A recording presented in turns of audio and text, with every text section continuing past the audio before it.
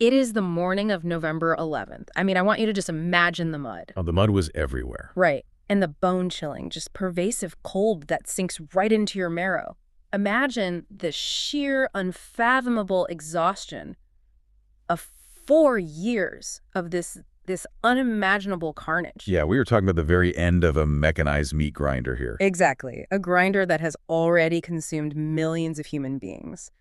Now, the ceasefire is officially scheduled for 11:00 a.m. That is a hard stop. The paperwork is completely signed at this point. It is. But out in the apocalyptic landscape of the trenches, the fighting doesn't actually stop. No, the artillery is still firing. The machine guns are still blazing, and at exactly 10:59 a.m., an American private named Henry Gunther charges a German machine gun nest through the fog. Just a horrific moment. He is killed instantly, and then literally 60 seconds later, the clocks strike 11, and the world finally goes completely, terrifyingly quiet. It is just a profoundly haunting image to start with. I mean, to survive 4 years of a global catastrophe only to die in the final 60 seconds. It really forces you to confront things, right? Yeah, it forces you to look at this sheer, unstoppable momentum of industrial war. It's like this massive freight train. You can hit the brakes, but, it's still going to slide for miles. Crushing whatever is left in its path. Exactly. Well, welcome to the Deep Dive. Our mission today is to really unpack 1918. The final year. Yes, the final, chaotic, absolutely world-shattering year of World War I. We are going to explore how a grinding, static stalemate suddenly turned into this desperate, high-speed gamble. And we'll trace the global domino effect of all these collapsing empires. Right, and we'll uncover how the peace treaties signed in that bitter aftermath essentially took a pen and drew the violent, complicated map of the modern world that you and I live in today. I mean, it is arguably the single most consequential year of the 20th century. Without a doubt. Because understanding 1918 isn't just about understanding how a war ended. It is the blueprint for how the modern era actually began. So, to understand how we get to that tragic final minute on November 11th, we really have to reset the board and look at the start of 1918. Right, because both sides are facing just total existential desperation. Let's start with the Allies. Russia has just been completely rocked by the Bolshevik Revolution. Yeah, totally destabilized. And their new government signs an armistice with the Central Powers, which is called the Treaty of Brest-Litovsk. Russia gives up vast amounts of territory. But here is the terrifying part for the Allies, right? Yes. Germany gets to pull 500,000 troops out of the east and redeploy them straight to the Western Front. Just think about the logistics and the sheer weight of that movement for a second. It's massive. 500,000 battle-hardened soldiers, along with, all their artillery and their horses, suddenly packing up onto trains. Shifting the entire balance of power in France and Belgium. Exactly. For the British and French, who have already bled millions of men into the dirt for gains measured in, mere yards. Just literal inches sometimes. Right. Watching a tidal wave of fresh German uniforms arrive is a complete nightmare scenario. But the irony here is that Germany is equally desperate, just for totally different reasons. Oh, absolutely. The British naval blockade isn't just an inconvenience anymore. It is literally strangling the German nation. Strangulation is the perfect word for it. The British Royal Navy had effectively sealed off the North Sea. And we often think of blockades as just stopping, guns or steel, right? But the reality is much more mundane and much more deadly. Germany was highly dependent on imported agricultural fertilizers. Like guano and nitrates, right? Yes. And without those imports, their domestic crop yields just completely collapsed. Wow. You have events like the turnip winter, where civilians are literally surviving on livestock feed. That is unimaginable. The caloric intake of the average German citizen is plummeting. The society is literally starving, and massive social unrest is just bubbling up in all the cities. And hanging over all of this is a massive ticking clock. America has entered the war. The ultimate ticking clock. Which means vast industrial resources and a terrifying amount of fresh manpower are currently, floating across the Atlantic Ocean. Getting closer every day. Okay, let's unpack this for a second. It's like a sports team pulling their goalie, or a chess player sacrificing their queen because the clock is running out. It's a totally all-or-nothing move. Right. So German General Erich Ludendorff knows he is on a timer, so he plans this massive, last-ditch spring offensive. But I have a major question here. Okay, what is it? If the Allies knew the Americans were coming, and they knew the Germans were starving and utterly desperate to break the stalemate, How did Ludendorff's offensive actually work? That is the big question. Shouldn't the Allies have just, dug in and waited them out? Well, that is the logical assumption, but it ignores a complete paradigm shift in the mechanics of how the fighting actually happened on the ground. How so? For years, trench warfare was brutally predictable. You bombard the enemy lines with millions of artillery shells for a week. Which utterly destroys any element of surprise. Exactly. It turns the ground into an impassable lunar landscape. And then you send massive waves of thousands of men walking slowly over the top into waiting machine gun fire. It was just a war of pure attrition. But what's fascinating here is that Ludendorff introduced a concept called infiltration tactics. I've seen mentions of these specialized units in the sources. They were called stormtroopers, right? Yes. And not the sci-fi ones, obviously, the original historical ones. How did they operate differently than, like, a regular infantry wave? Well, instead of a massive slow wave, these were small, highly trained, heavily armed squads. Like how many guys? Think 10 or 12 men equipped with flamethrowers, light machine guns, and just bags of grenades. Wow, okay. The traditional doctrine was to attack the strongest points of the enemy line. The stormtrooper doctrine was the exact opposite. So they avoided the strong points? Yes, bypass the strong points entirely. If a machine gun nest is putting up heavy resistance, ignore it. Find the gaps, slip through the trenches, cut the communication wires, and hit the artillery and command posts in the rear. Wait, really? So they just ignored the heavy resistance and went straight for the nervous system of the Allied lines? Precisely. Because if you sever the telephone lines and kill the officers in the rear, the guys sitting in the heavy machine gun nests at the front line suddenly have no orders. No resupply, no idea what's happening. Right. They're isolated and terrified. It fundamentally changed the rhythm of trench warfare from a slow grind to a terrifying, high-speed, chaotic breach. They completely overwhelmed the British Fifth Army. It was devastating. The numbers from that initial push are staggering. I mean, the British are in full retreat, and the German advance threatens to actually physically split the British and French armies apart. Which would be game over. Yeah. If they achieve that, they can roll up the British to the sea and force the French to surrender before the Americans even unpack their bags. The situation is so disastrous that the Allies are forced to appoint French General Ferdinand Foch as supreme commander. Just to force a unified strategy and save the line. Exactly. Yeah. The muddy stalemate is suddenly a high-speed pursuit again. But this tactical evolution wasn't just happening in the mud. It was happening in the sky. And that fundamentally changed the nature of warfare forever. The air war in 1918 is just incredible to look back on. By 1918, the first air war had escalated to a scale that is honestly hard to comprehend. Each side had more than 3,000 aircraft in service on the Western Front alone. And keep in mind, the airplane itself was barely a decade old at this point. That's wild to think about. We go from the Wright brothers' flimsy canvas and wood curiosity to mass-produced, machine gun-equipped weapons of war in just a handful of years. The technological acceleration is just breathtaking. It really is. The Allies eventually start winning the air superiority game simply because they have the industrial resources to outbuild the Germans. But there is a specific moment in April that really stopped me in my tracks while reviewing our sources today. Oh, the Red Baron? Yes. On April 21st, Germany's most famous pilot, Manfred von Richthofen, the fame of the Red Baron, is shot down near Amiens. The highest scoring ace of the entire war. Right, with 80 confirmed victories. But the wild part is what happens next. He is buried by the Allies, with full military honors. An arms salute, wreaths, the whole 9 yards. Why? I mean, really, why did the Allies throw a respectful parade for the deadliest enemy pilot they faced, while millions of men were being slaughtered anonymously like cattle in the mud right beneath them?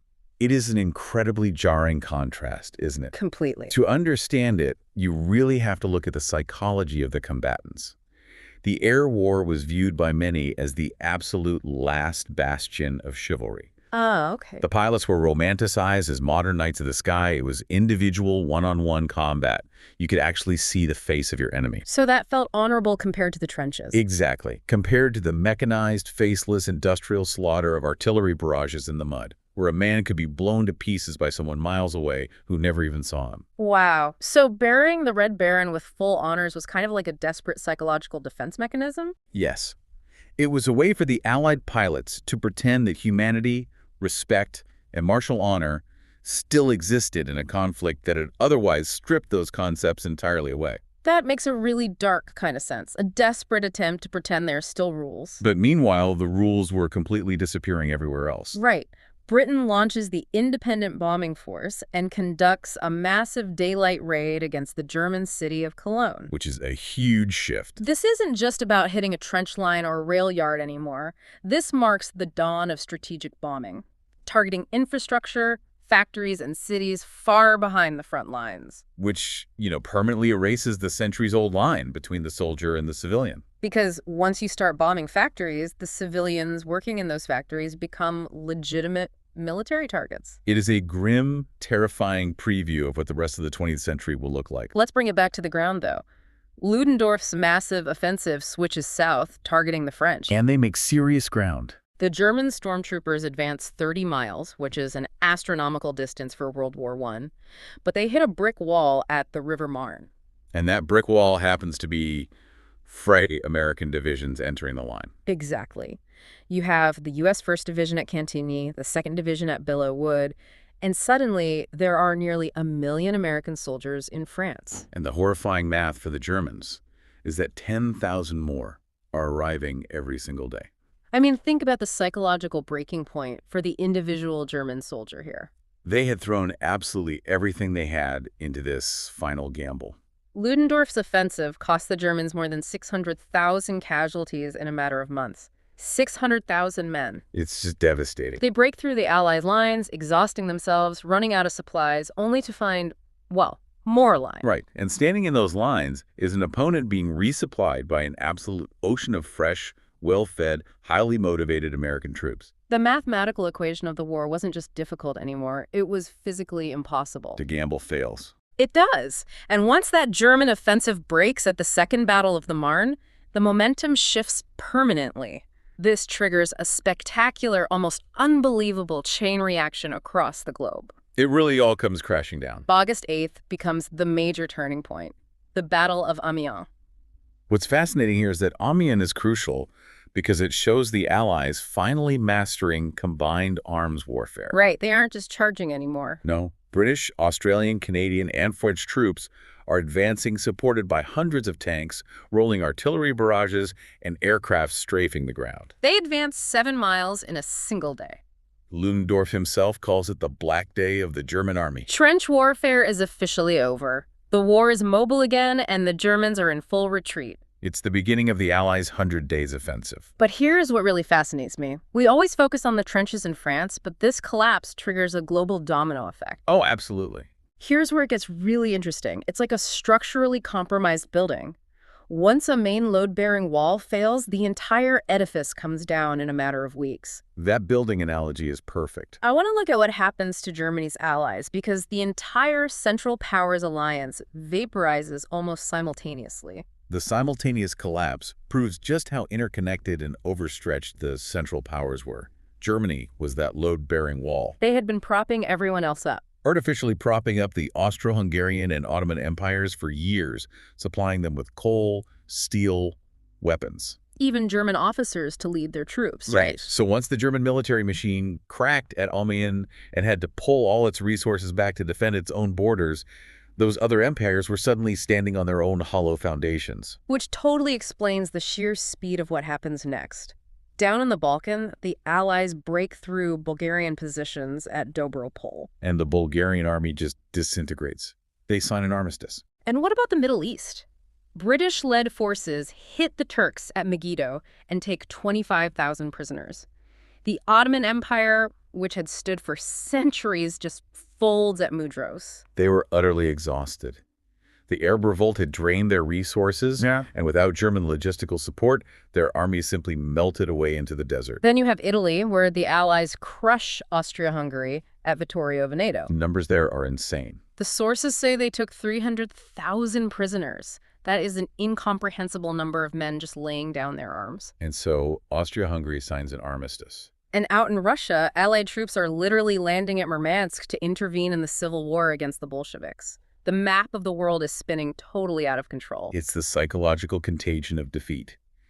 Every one of those empires knew that if Germany couldn't win on the Western Front, the war was over. Right. The moment Germany stumbled, the confidence of every Allied empire evaporated instantly. So, with their allies vanquished and the mighty Hindenburg Line broken by the advancing British, French, and American armies, the collapse finally reaches the German homeland. And it's not just the government crumbling. No, it's the ranks themselves. Our naval base in Kiel, the German High Seas Fleet is ordered to sail out and make a suicidal attack on the British Navy. The admirals wanted a final, glorious blaze of honor. And the sailors look at this order and say, absolutely not. They mutiny. They mutiny. They refuse to throw their lives away for a lost cause just to satisfy the egos of their commanders. And that mutiny is the spark. Revolution literally spreads through Germany. The Kaiser is forced to abdicate his throne and flee to the Netherlands. A German republic is proclaimed in the streets. Ludendorff has to tell the civilian government that the military situation is utterly hopeless. And so, on November 11th, a German delegation signs an armistice with the Allies, sitting inside Marshal Foch's private railway carriage at Compiègne. The guns fall silent at 11 a.m. Well, mostly silent. Oh, wait. I'm so glad you brought that up, because this detail completely blew my mind. The war didn't actually end on November 11th everywhere. No, it didn't. 3 days later, on November 14th, thousands of miles away in East Africa, a German general named von Lettow-Vorbeck surrenders his army on the Chambezi River. Which is just a wild story. He had been fighting a 4-year, highly mobile guerrilla campaign against massive numbers of Allied troops. Entirely cut off from Germany. Right? Never defeated in the field and only surrendered because he finally got a telegram that the empire back home had already quit. He is studied to this day as one of history's greatest guerrilla tacticians. Yeah. But more importantly, his surrender really highlights the true global reach of this conflict. It wasn't just Europe. Not at all. You have major combat operations happening in the dense jungles of Africa, completely decoupled from the politics of Europe. Tied only by this invisible thread of imperial loyalty. Exactly. Yeah. When the empire died in Europe, the war ended in Africa. So the shooting finally stops. The Paris Peace Conference opens at Versailles to figure out what comes next. The tricky part. Earlier in the year, U.S. President Woodrow Wilson had announced his famous 14 points. Right, his grand vision. He had this sweeping vision for a post-war world. An end to secret treaties, a reduction in global armies, self-determination for people living under imperial rule, and a League of Nations to settle international disputes diplomatically rather than through slaughter. But the European leaders basically dismissed Wilson's ideas as naive wishful thinking. Honestly, I have to push back on that. Was Wilson really being naive? Because looking at his ideas in hindsight, they seem like a totally rational blueprint to prevent a Second World War. Oh, for sure. Were the British and French just blinded by a need for revenge? If we connect this to the bigger picture, you can absolutely argue that Wilson's vision was the only rational path forward. But you have to put yourself in the shoes of a French or British politician in 1919. Okay, let's do that. America entered the war late and suffered relatively few casualties, and their homeland was completely untouched. That's true. France, on the other hand, had lost an entire generation of young men, and its northern industrial heartland had been turned into a poisoned, cratered wasteland. So they were angry. The French and British populaces demanded blood. They needed someone to physically pay for the incomprehensible suffering of the last 4 years. So while Wilson is preaching global harmony, French Prime Minister Georges Clemenceau is focused entirely on neutralizing Germany so they can never invade France again. So what does this all mean for the peace process? It sounds like they weren't building a peace, they were just building a punishment. That desire for vengeance is fully baked into the Treaty of Versailles signed in June. It is brutal. They severely restrict the size of the German military, demand massive, economy-crushing war reparations, seize German colonies. And force Germany to give up territory to its neighbors. And then there's the infamous war guilt clause, forcing Germany to accept full, singular responsibility for causing the entire war. That clause is the tragedy of Versailles in a nutshell. A treaty driven by vengeance rarely creates lasting stability. It just breeds resentment. You take a proud, highly industrialized nation, impoverish them with astronomical reparations, dismantle their military, and publicly humiliate them on the world stage. You aren't solving the underlying conflict. Exactly. You are merely pausing it. You are guaranteeing that a demagogue will eventually rise up, promising to tear up that treaty and restore national pride. And while they were punishing Germany, the victors were also completely redrawing the map of the world. A totally new map. Poland reemerges as a sovereign state after 100 years of foreign rule. Out of the ashes of the Austro-Hungarian Empire, we get a whole list of new countries patched together. Right. Austria, Hungary, Czechoslovakia, Yugoslavia, and enlarged Romania. And look at the Middle East. The Ottoman Empire is dismantled, and new states are created, but self-determination goes totally out the window. Most of these new Middle Eastern states are placed under European control, so-called mandates, held by the British and the French. And in the Far East, former German territorial possessions in China aren't given back to the Chinese government. No, they are handed over to Japan. Which absolutely outrages China and sparks massive protests. It's like the victors were treating the globe like a giant pie, slicing it up however suited their immediate political and economic needs. That is exactly what they were doing. The architects of Versailles treated the world map like a blank canvas. Ignoring all the people who actually live there. They drew arbitrary lines straight through complex regions, ignoring centuries of complicated ethnic realities and regional histories in favor of imperial convenience. They engineered borders that looked good in a Parisian boardroom but made absolutely no sense to the people actually living on that ground. Which planted the seeds of future conflicts all over the world. It is staggering to think about the human toll of all this. 9.5 million soldiers dead. Let that sink in. That is 1 in 8 of every single man who put on a uniform. Plus 21 million more wounded. And 7 million civilians lost to starvation, disease, and military action. Huge areas of Europe were just completely devastated. Centuries-old empires vanished overnight, new states were born, and lives across the planet were transformed forever. When you look at a map of the world today, or when you watch the news about conflicts in the Middle East or Eastern Europe, you are not looking at isolated modern events. You are looking directly at the echoes of 1918. The world was truly never the same again. And it leaves us with a provocative thought about the nature of those peace treaties. What's that? We often think of 1918 as the year the map was settled.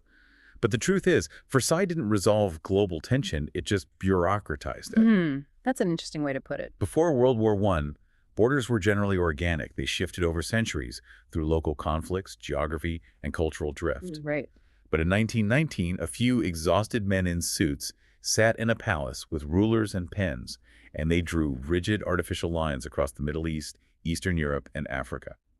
They tried to impose paper logic onto human reality. And reality tends to push back. Exactly. And for the last 100 years, the actual Earth and its people have been violently rejecting those artificial borders. So if fighting continued so fiercely until exactly 10:59 a.m. on November 11th, the question we have to ask ourselves is, did the Great War ever actually end, or did the violence simply become a permanent condition of the map they left behind? Did that violent momentum just change shape, waiting to erupt again? Something for you to ponder. An incredibly sobering thought to leave on. The ink dried, but the bleeding didn't. Thank you for joining us on this deep dive into 1918.